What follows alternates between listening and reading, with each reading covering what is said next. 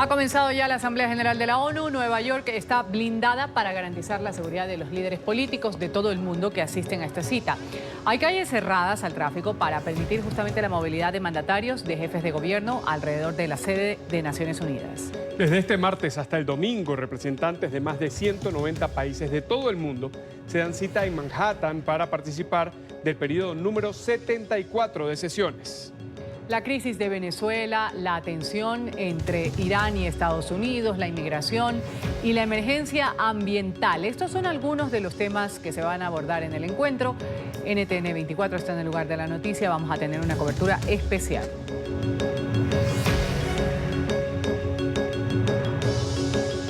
Así comenzamos el informativo aquí en NTN 24, el canal de las Américas. Ruth del Salto, Carlos Figueroa, estamos junto a ustedes. Hola, Ruth. ¿Qué tal, Carlos? Un buen martes para todos ustedes. Vamos a iniciar esta hora de la actualización de las noticias internacionales con...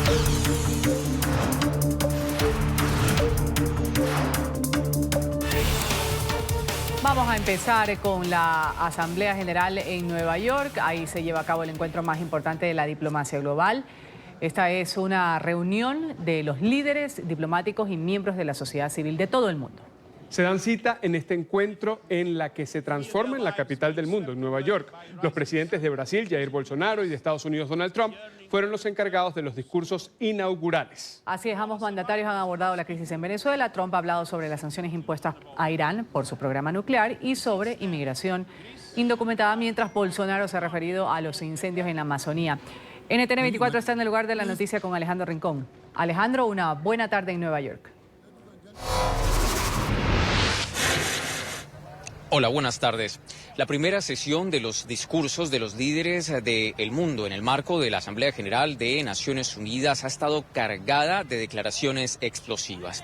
Vamos primero con el presidente de los Estados Unidos, Donald Trump, quien hizo referencia a uno de los asuntos que más preocupa ahora a la comunidad internacional, la tensión en Oriente Medio y en particular las tensiones entre Washington y Teherán. El titular del despacho Oval le habló directamente a la República Islámica. En respuesta al reciente ataque iraní contra refinerías saudíes, acabamos de imponer las sanciones a más alto nivel contra el Banco Central y las arcas iraníes. Todas las naciones tienen la responsabilidad de actuar. Ningún gobierno responsable debe subsidiar la sed de sangre de Irán. Mientras el amenazante comportamiento de Irán continúe, las sanciones no serán levantadas, serán endurecidas. Además, el presidente Donald Trump aprovechó esta intervención frente a la Asamblea General de la ONU para reafirmar la defensa de la que ha sido hasta ahora su política central de gobierno, Estados Unidos primero, una fuerte defensa al nacionalismo estadounidense.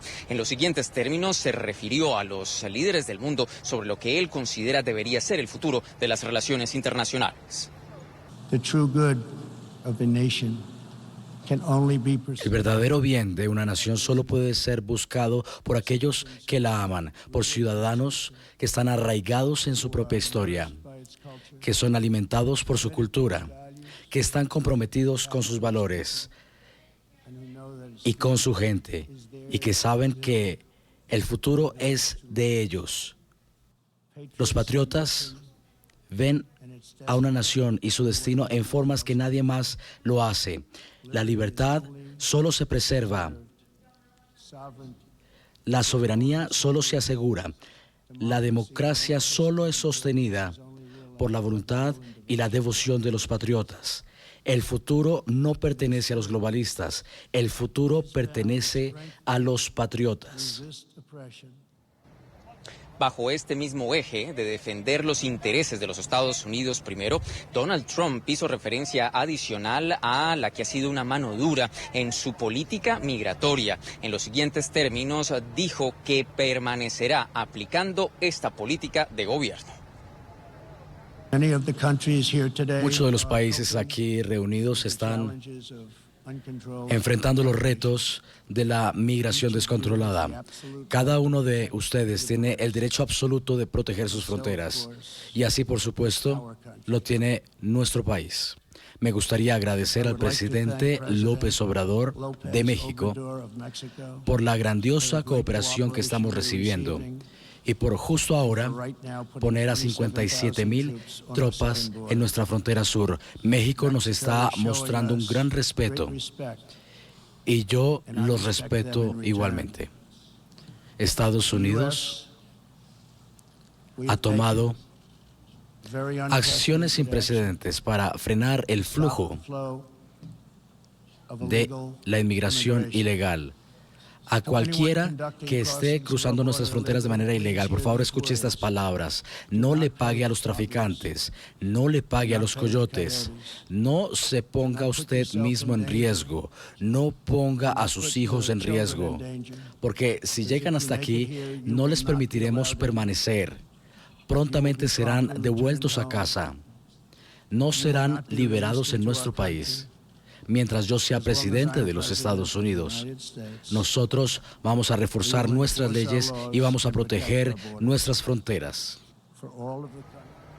El republicano no desaprovechó la oportunidad, todos los ojos del mundo puestos allí sobre el denominado Parlamento del Mundo para hacer críticas al régimen de Venezuela. En términos muy concretos, pidió a la comunidad internacional hacer más para restablecer la democracia en esa nación suramericana. El dictador Maduro es una marioneta de Cuba protegida por guardas cubanos que se esconden de su propio pueblo, mientras Cuba le arrebata la riqueza petrolera para financiar su gobierno comunista. Estados Unidos y nuestros socios han estado construyendo una coalición histórica de 55 países que reconocen el gobierno legítimo de Venezuela. A los venezolanos atrapados en esta pesadilla, sepan que todo Estados Unidos está respaldándoles. Estados Unidos tiene una vasta cantidad de ayuda humanitaria lista y a la espera de ser entregada. Estamos vigilando la situación en Venezuela muy de cerca. Nosotros esperamos el día en el que la democracia sea restaurada, cuando Venezuela sea librada y cuando la libertad prevalezca en todo este hemisferio. Bien, en esta primera sesión de intervenciones de los líderes del mundo, en la sesión número 74 de la Asamblea General de Naciones Unidas, Donald Trump no ha sido el único que ha hecho referencia a la crisis en Venezuela. También en su momento el presidente de Brasil, Jair Bolsonaro, hizo el siguiente llamado de atención a la comunidad internacional sobre esta causa. A Venezuela... Venezuela era un país pujante y democrático y hoy experimenta la crueldad del socialismo. El socialismo está allí en Venezuela. Todo el mundo es pobre y sin libertad. Brasil ha padecido la dictadura venezolana. Más de 4 millones de personas han huido del país y una gran parte de ellos llegó a Brasil huyendo del hambre y de la violencia. Nosotros hemos hecho nuestra parte para ayudarlos. Estamos trabajando con otros países, entre ellos Estados Unidos, para que se restablezca la democracia en Venezuela, pero también nos esforzamos para que otros países de América del Sur no experimenten este régimen desastroso. El presidente de Brasil, adicionalmente, hizo comentarios sobre los recientes incendios en la Amazonía, que desataron todo tipo de críticas en su contra en la comunidad internacional. Allí aseguró que no es cierto que el denominado pulmón del mundo se haya calcinado por cuenta de sus políticas de gobierno y además hizo el siguiente controversial comentario. Cualquier país tiene problemas. Con todos los ataques sensacionalistas que nosotros sufrimos por gran parte de los medios de comunicación internacional debido a los focos de incendios en la Amazonía, esto despertó nuestro sentimiento patriótico. Es una gran falacia decir que la Amazonía es patrimonio de la humanidad y es un error decir, como afirman los científicos, que nuestra selva tropical, la Amazonía, es el pulmón del mundo. Valiéndose de esas falacias, hubo algún país que en vez de ayudar se embarcó en las mentiras de los medios de comunicación y simplemente se portó de forma irrespetuosa y con un espíritu colonialista. En el marco de esta primera sesión de discursos de la Asamblea General de Naciones Unidas, también hemos hecho seguimiento a una importante reunión que ha tenido lugar sobre la crisis en Venezuela, liderada por el gobierno de Colombia y que contó con la participación de representantes de los gobiernos de Perú y también de Canadá, con el objetivo de hacer otros llamados de atención a la comunidad internacional para seguir apoyando al presidente interino de Venezuela, Juan Guaidó. En ese evento entregó declaraciones el presidente de los colombianos, Iván Duque. Esa indiferencia ha terminado y nos toca pasar a la acción decidida, a la acción determinada y a las soluciones concretas. Lo que ha vivido Venezuela ha sido la destrucción total de las instituciones independientes. Lo que ha vivido Venezuela ha sido la destrucción total de la libertad de prensa. Lo que ha vivido Venezuela es la destrucción de la iniciativa privada y la ruptura total de su capacidad productiva.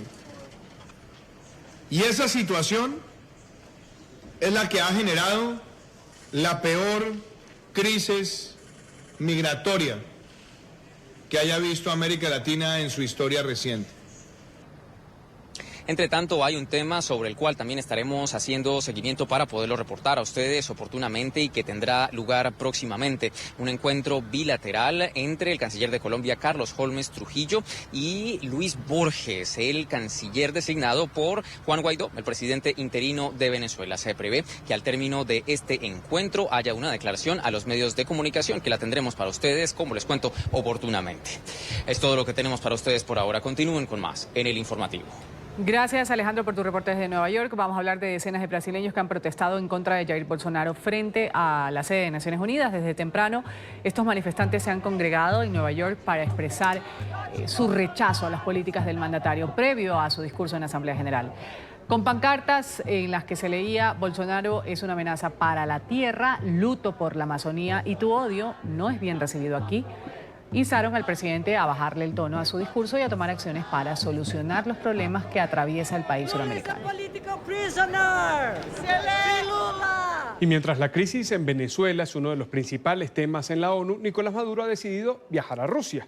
El líder del régimen venezolano señaló que el objetivo es buscar nuevos caminos que dinamicen la cooperación entre ambos países. Maduro anunció además que se va a reunir con grupos empresariales rusos. Rusia es el segundo mayor prestamista del régimen madurista después de China. Sin embargo, agentes del Kremlin han dicho que no va a firmar ningún tratado bilateral con el presidente ruso Vladimir Putin.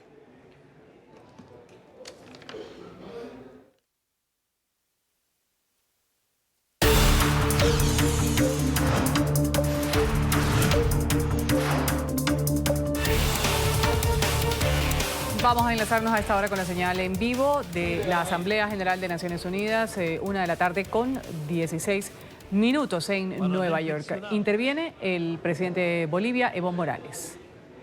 Sobre los problemas globales que preocupan a los pueblos del mundo.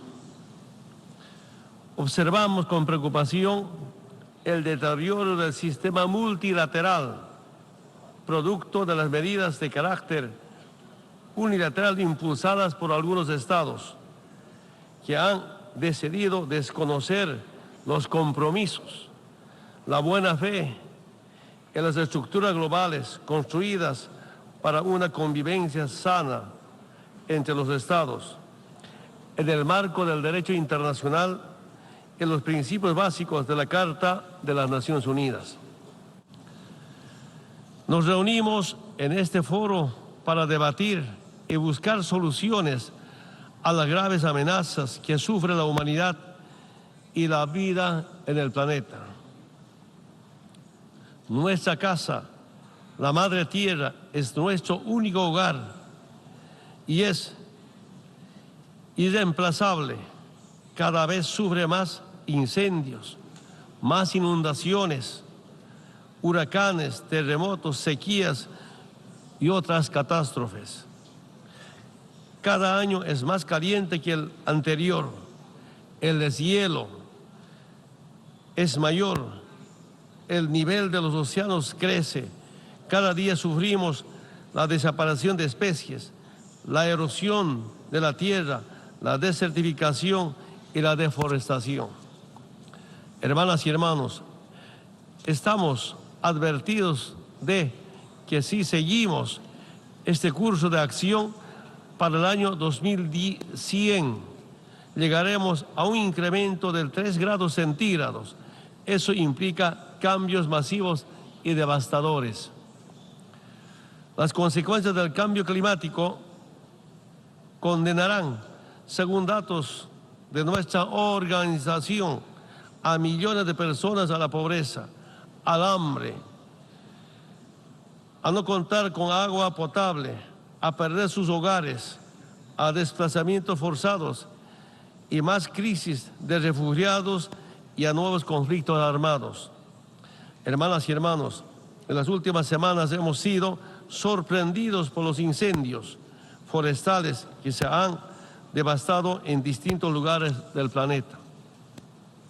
En la Amazonía, en Oceanía y África, afectando a la flora y la fauna y la biodiversidad.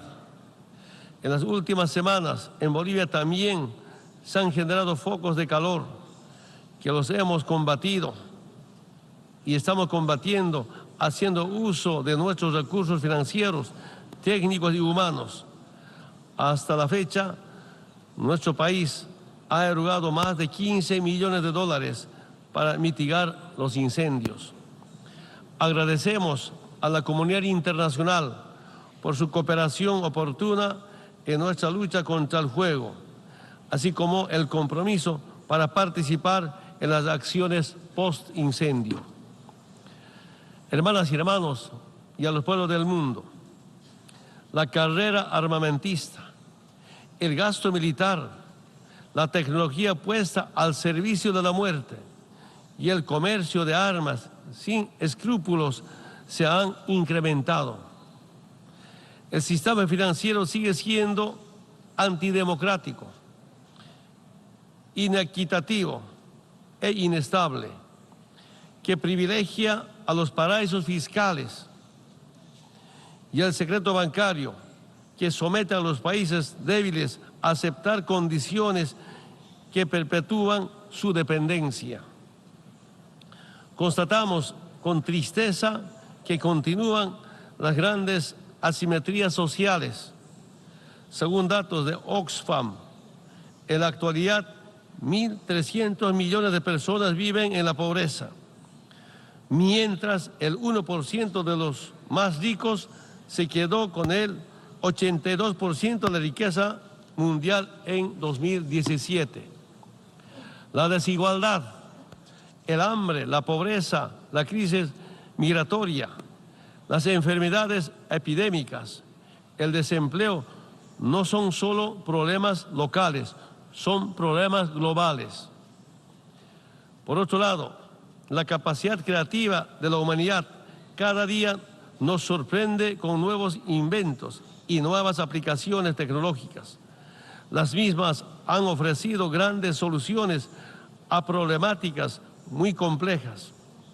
La tecnología ha significado un salto cualitativo para la humanidad. Sin embargo, se hace necesario que desde este órgano multilateral se establezcan acuerdos en la materia con participación de todos los estados. Hermanas y hermanos, es imprescindible hablar de las causas estructurales de las diferentes crisis. Las empresas transnacionales controlan los alimentos, el agua, los recursos no renovables, las armas, la tecnología y nuestros datos personales. Se pretende mercantilizar todo para acumular más capital. El mundo está siendo controlado por una oligarquía global. Solo un puñado de multimillonarios define el destino político-económico de la humanidad. 26 personas tienen la misma riqueza que 3.800 millones de personas. Eso es insulto.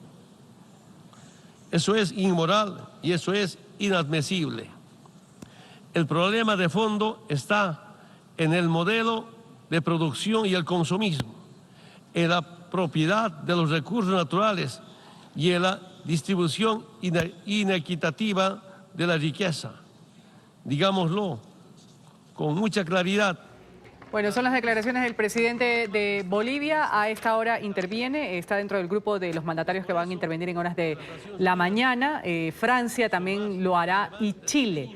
En la tarde, pues de la región será el turno del presidente Mauricio Macri de Argentina. Y mientras la delegación del gobierno interino de Venezuela adelanta reuniones en Nueva York, Juan Guaidó pide a los líderes reunidos en la ONU buscar soluciones reales a la crisis migratoria y económica en el país. Guaidó asegura que sus representantes ya cuentan con el reconocimiento de más de 60 países que hoy asisten a la Asamblea General de Naciones Unidas. En Caracas, Oliver Fernández tiene el reporte. Oliver, adelante, buena tarde. Hola, muy buenas tardes, gracias por este contacto. El presidente interino de Venezuela, Juan Guaidó, dijo que su representación en la Organización de Naciones Unidas, en esta Asamblea General que se está llevando a cabo en Nueva York, es legítima. Dijo que no tiene dudas que se seguirán sumando países y también reconoció que la Organización de Naciones Unidas es un poco lenta en reconocer lo que está ocurriendo en Venezuela. Delegaciones de un mismo país con intereses diferentes. Bueno, sin duda algo inédito y por lo cual nosotros tenemos que seguir luchando para dilucidar ese problema. Ya la OEA lo dilucidó. Sabemos que la ONU es un poco más lenta en ese sentido y hay que insistir porque, en definitiva, según nuestra Constitución, nosotros tenemos la representación legítima de Venezuela. El también presidente de la Asamblea Nacional, diputado Juan Guaidó, envió un mensaje a los presidentes que en este momento están en la Asamblea General en la Organización de Naciones Unidas. Y más allá de la caracterización, más allá de lo que está sucediendo, más allá del diagnóstico, lo importante, creo yo, es buscar soluciones, insisto, al conflicto que vive Pero le Venezuela. pide que lo reconozca. Mira, ya hay más de 60 países y seguramente se irán sumando muchos más. De nuevo, eso es un trabajo, como lo fue con la OEA, de esfuerzos de diplomacia, de generar las condiciones propicias para que en su momento tengamos ahí, como lo tenemos en la OEA, como Gustavo Tarre, la representación legítima. El diputado Carlos Valero señaló que es importante que la Organización de Naciones Unidas reconozca lo que está ocurriendo en Venezuela para evitar que se convierta en un centro de protección para el paramilitarismo y el narcotráfico. Y tiene que tener como norte, primero, el respeto a los derechos humanos, segundo, el pleno restablecimiento de la Constitución, tercero, la capacidad de que nuestro pueblo supere esta situación de miseria, esta situación de hambre, y cuarto, que se acabe con los movimientos migratorios y con esos espacios en la frontera que el régimen ha dejado abiertos y que permiten que se conviertan en foco de delito, de grupos paramilitares, de narcotráfico, de guerrilla. El presidente interino de Venezuela, Juan Guaidó, calificó como un acto desesperado la visita que está realizando Nicolás Maduro a Rusia. Bueno, un desespero evidente que necesita hacerse ver acompañado por alguien. Cuando está aislado en el mundo, cuando está aislado y desesperado, evidentemente el dictador tenía que de alguna manera hacerse ver acompañado, pero llegando y pisando, el mismo Kremlin dijo que no iba a firmar ningún acuerdo.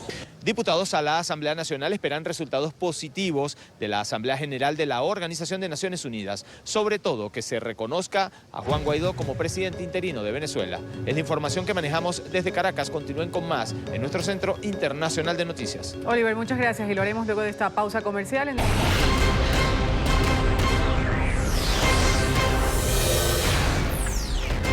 Hoy se han reincorporado los 43 diputados maduristas a la Asamblea Nacional de Venezuela. Aseguran que su llegada al Palacio Legislativo es para buscar espacios de diálogo con el gobierno interino de Juan Guaidó.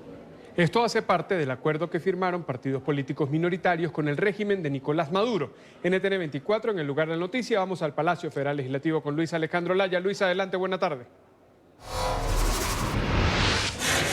Hola, buenas tardes. En Venezuela la bancada chavista se ha reincorporado al Parlamento Nacional. Han hecho exigencias de que cese la guerra en contra del país. El argumento que ellos han esgrimido para que sean levantadas las sanciones en su contra por parte de Estados Unidos y otros países de la comunidad internacional. Han exigido que la oposición salga del camino de la traición a la patria.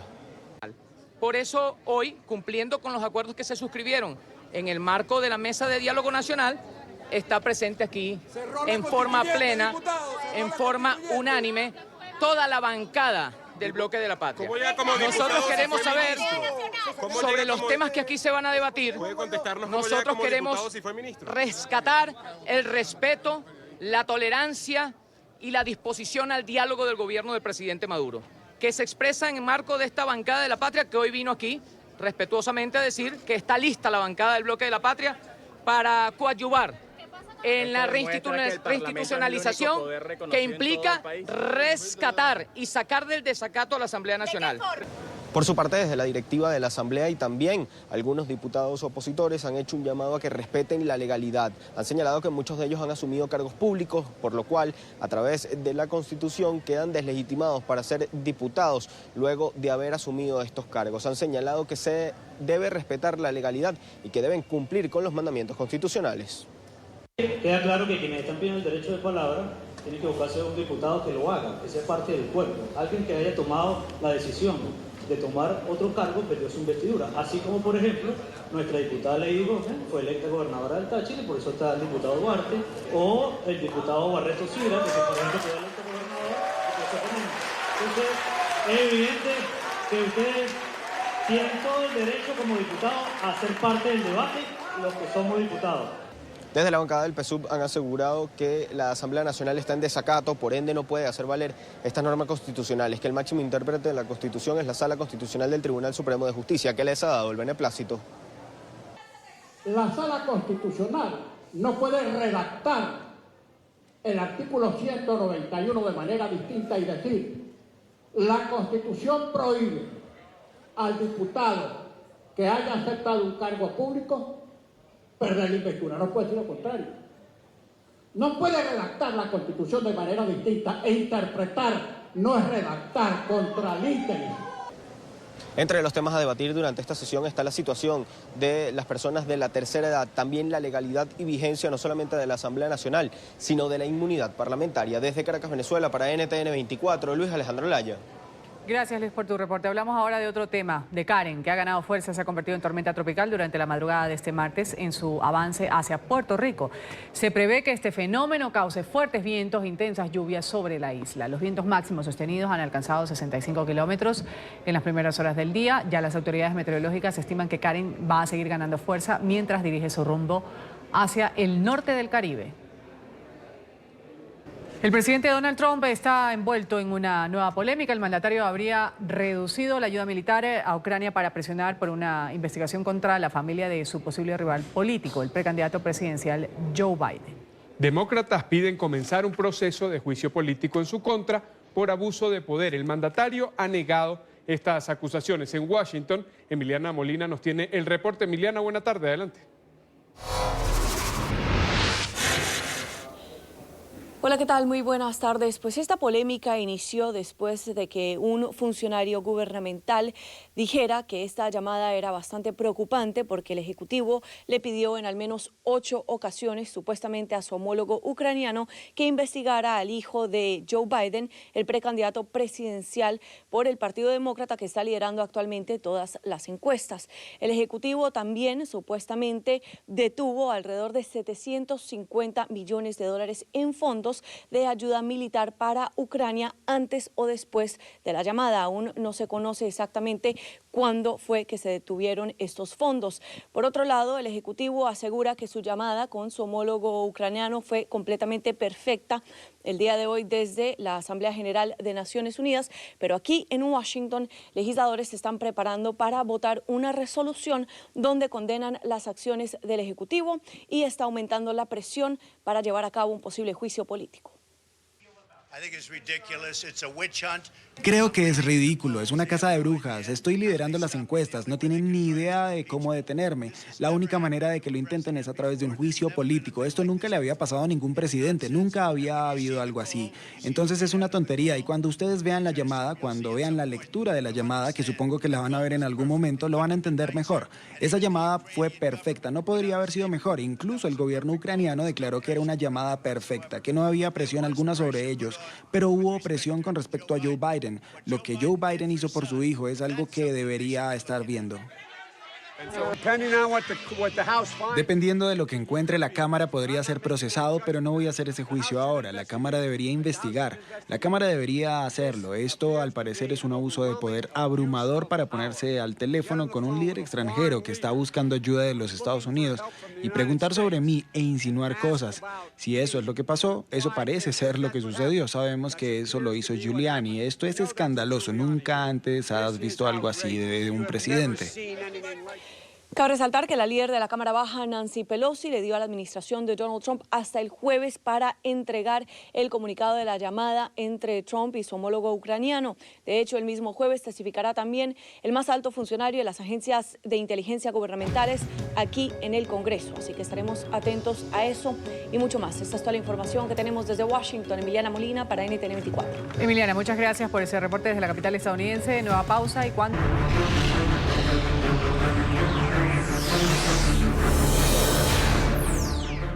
Al menos 19 personas murieron, 300 más resultaron heridas tras un terremoto de magnitud 5.8 que azotó Pakistán.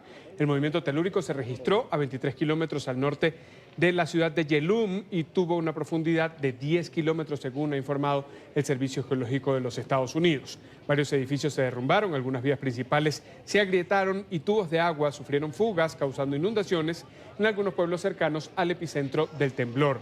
El primer ministro de Pakistán lamentó lo ocurrido y llamó a los equipos de rescate a prestar toda la ayuda posible a las personas afectadas. La administración de Boris Johnson suma una nueva derrota. Este martes la Corte Suprema de Reino Unido ha declarado ilegal la suspensión del Parlamento decretada por el primer ministro. El máximo tribunal dio así luz verde para que el legislativo vuelva a sesionar. El vocero de la Cámara de los Comunes anunció que el Parlamento volverá a funcionar este miércoles. Un duro golpe al primer ministro británico Boris Johnson. La justicia británica consideró el martes ilegal y sin efecto su decisión de suspender las labores parlamentarias hasta pocos días antes del Brexit. La presidenta de la Corte Suprema, Brenda Hale, pidió que el Parlamento vuelva a ser convocado cuanto antes. Corresponde al Parlamento y en particular a los presidentes de las cámaras de los comunes y de los lores decidir qué hacer a continuación. A menos que haya alguna norma parlamentaria de la que no estemos al tanto, pueden tomar medidas inmediatas para permitir que cada cámara se reúna. El presidente de la Cámara de los Comunes, John Bercow, afirmó que el Parlamento británico se preparará para reanudar sus labores el miércoles. La actividad de sus dos cámaras había sido suspendida hasta el 14 de octubre, solo 2 semanas antes del Brexit. Johnson afirmó que el receso era necesario para preparar y presentar su programa de política nacional, pero diputados y activistas proeuropeos lo acusaron de haber tomado esta medida para amordazar a sus detractores y conducir al Reino Unido hacia una salida sin acuerdo de la Unión Europea el 31 de octubre. Y por su parte, Boris Johnson, aunque aseguró respetar la decisión del máximo tribunal, ha dicho estar totalmente en desacuerdo. El primer ministro anunció su regreso a Reino Unido tras su discurso ante la Asamblea General de la ONU. Quiero decir a todos los que están aquí mirando lo que pasa allá en casa y para que no queden dudas, tengo el más alto respeto, por supuesto, por nuestro Poder Judicial y por la independencia de nuestras Cortes, pero debo decir que estoy totalmente en desacuerdo con esta decisión y que nosotros en el Reino Unido no nos detendremos y cumpliremos con la voluntad de la gente que quiere salir de la Unión Europea el 31 de octubre. El primer ministro británico y el presidente de los Estados Unidos se reunieron hoy en la sede de la Organización de las Naciones Unidas. Donald Trump dijo que ambos líderes conversaron sobre temas bilaterales, entre los que destacaba el comercio de la Unión Americana con Reino Unido. Por su parte, Boris Johnson señaló que uno de los temas centrales de la discusión fue la situación con Irán tras el ataque a las refinerías de Arabia Saudí, además de otros asuntos en los que mantienen una perspectiva común. El Supremo Español ha dado luz verde a la exhumación de los restos de Francisco Franco. El gobierno de Pedro Sánchez había solicitado retirar el cuerpo del dictador de la Basílica del Valle de los Caídos. El tribunal también rechazó la pretensión de la familia de Franco de que los restos sean enterrados en la Catedral de la Almudena en Madrid. Por lo tanto, por ahora al menos van a ser depositados en el cementerio de El Pardo. Luz verde para la exhumación de los restos de Francisco Franco. 6 magistrados del Tribunal Supremo Español decidieron el martes por unanimidad desestimar en su totalidad el recurso interpuesto por los familiares del dictador para evitar que se los retirara del Valle de los Caídos, su monumental mausoleo en las afueras de Madrid. El veredicto también valida la decisión del gobierno socialdemócrata de Pedro Sánchez de reinhumar los restos de Franco junto a los de su esposa en el discreto cementerio de El Pardo en el norte de la capital. La exhumación no será inmediata porque el mismo tribunal tiene otros 3 recursos pendientes de resolver, aunque según una fuente del Supremo es previsible que el fallo vaya en la misma línea. Desde su llegada al poder en junio de 2018, Sánchez convirtió la exhumación de los restos del dictador en una de las prioridades de su mandato. Su objetivo es que el Valle de los Caídos, que consiste en una basílica horadada en el flanco de una montaña y coronada por una cruz de 150 metros de altura, deje de ser un lugar de enaltecimiento del franquismo. Vamos aquí. Gracias a todos por su sintonía con el canal de las Américas NTN 24. Los invitamos a que sigan informados en Twitter, @NTN24, la ampliación en ntn24.com. Feliz tarde.